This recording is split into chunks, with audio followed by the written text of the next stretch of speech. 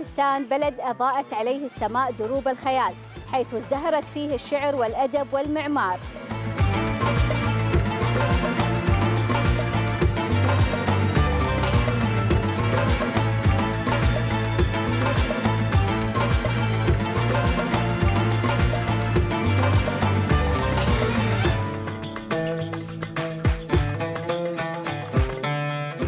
ندعوكم في رحلة إلى التاريخ الطاجيكي عبر العصور، نحمل إليكم فيها الرضا وكرم العطاء، ونعطر أيديكم بسحر الزمان والمكان.